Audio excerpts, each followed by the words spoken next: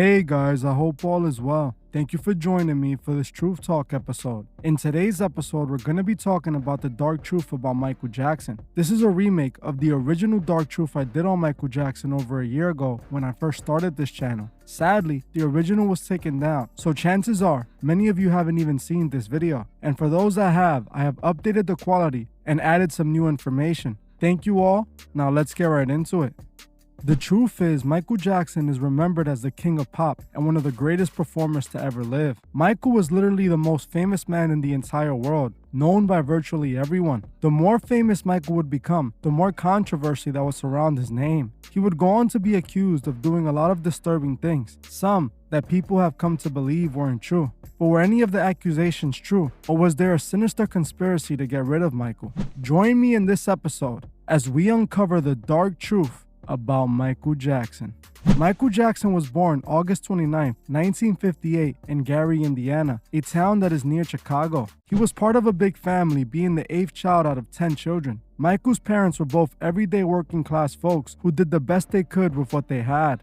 Michael grew up in a 2-bedroom house with all 10 of his siblings. Both of his parents were heavy into music, both active in local jazz bands when Michael was a child. In 1964, his father would start a group called the Jackson Brothers that consisted of Michael and his 4 brothers and was managed by their father, who Michael claimed mistreated him. According to Michael, his father would even tease him due to the appearance of his nose, telling Michael that he had a fat nose. Many people tend to say that Michael's father just did not like him and would often show this while Michael was still young. Later that year, Michael was allowed to sing lead alongside one of his brothers, Jermaine. This was when his father decided to change the group's name from the Jackson Brothers to the Jackson 5. In 1965, Michael's father entered the brothers into a talent show, which they would end up winning. Off the momentum of winning the talent show, his father managed to get the group booked for shows all over the country, touring from 1966 to 1968. Michael's dad booked them for shows wherever he could, even booking the Jackson 5 to perform at clubs and cocktail lounges where they normally displayed adult dancers as the boys performed. In August 1967, the boys managed to win an amateur night at the Apollo in Harlem, New York. This would get the attention of Steeltown Records, who signed Michael and the Jackson 5, producing some records with them.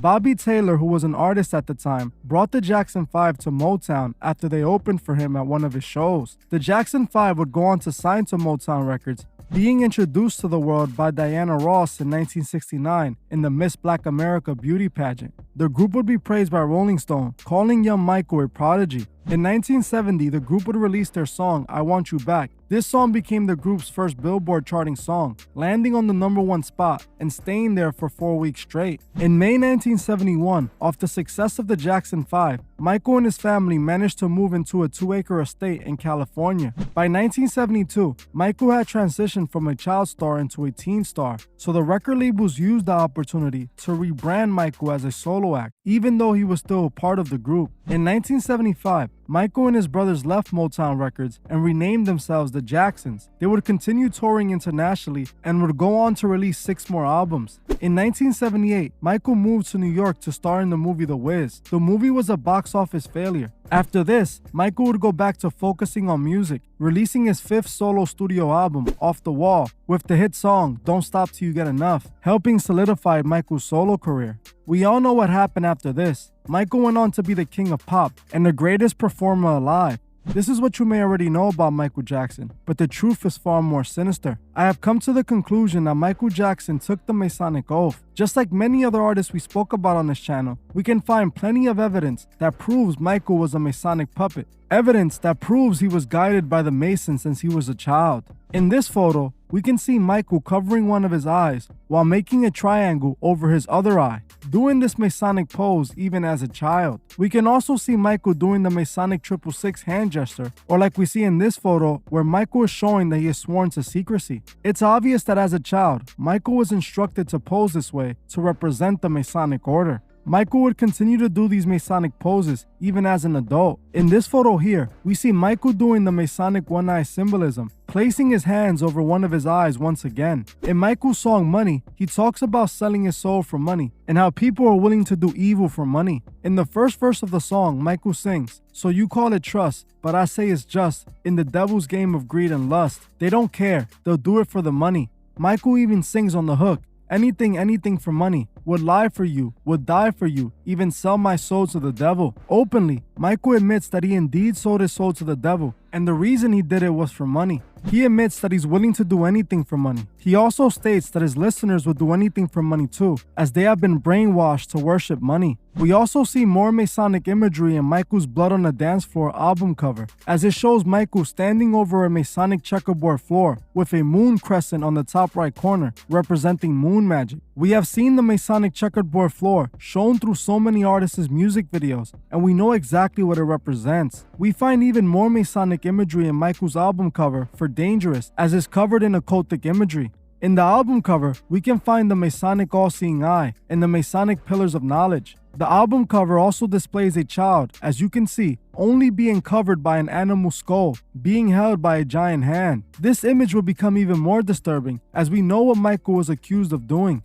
Michael Jackson was sadly just another example of parents selling their children to the industry. Michael's dad was accused of doing many horrible things to him as a child. According to Michael, his dad didn't allow him to have a proper childhood. He claims that his father used to physically punish him for messing up during rehearsal. His father also allegedly teased him about his appearance. All of this made Michael very insecure about himself. According to Jackson's physician, Conrad Murray, Michael's dad had forced him to undergo hormone treatment as a child to stop his voice from changing. Michael himself said that his father isolated him and mistreated him, which led Michael to developing a lot of psychological issues. Many people say this is why Michael had Neverland Ranch and why he liked to hang around children, because he was never given the opportunity to do so as a child. Michael's first scandal involving a child started in 1993. It was said that Michael convinced the child's family to trust him by gifting the family expensive gifts and inviting them on vacations, even letting them stay at his Neverland Ranch. Shortly after this incident, the child's father, who was a Hollywood screenwriter and friends with Michael, filed a lawsuit on Michael seeking monetary compensation. After the child's father wasn't able to settle the situation with Michael, he filed criminal charges on Michael, which then prompted a police investigation into the incident. The police would conclude that these claims by Michael's staff were false, only being done to tarnish Michael's image. Michael would ultimately settle the situation with the child's family outside of court for an undisclosed amount. Michael was also accused of doing similar disturbing things to 3 other children. And once again, he paid off all 3 of the families to have them drop the charges. People to this day argue whether if Michael truly did those evil things or not, since he was never convicted. But with us knowing the industry has a dark fascination with Aleister Crowley's beliefs, and Michael showing signs of being an occultist, you can easily see this could definitely be a possibility.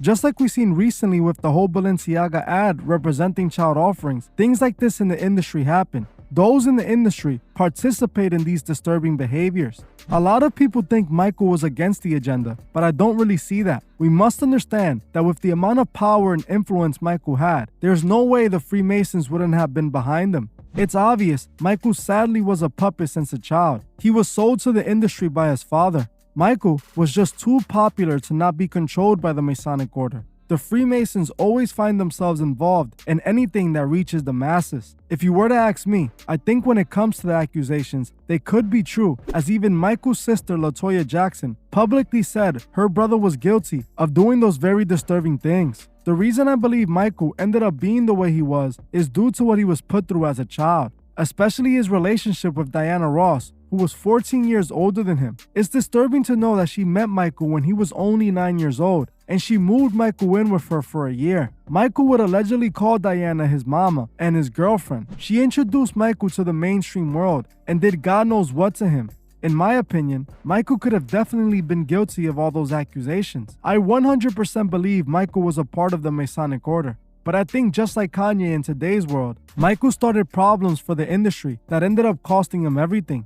Michael started to think that he was too big to play the games by their rules. He started getting too big and gaining too much power for the Masons' liking, and they tried to force Michael to give up that power. He started beefing with Sony Records, who were trying to force him to sell his music catalog, but Michael refused. By doing this, he made himself a target. Michael had bought ATV Records for $47.5 million years back, which had the rights to the Beatles catalog.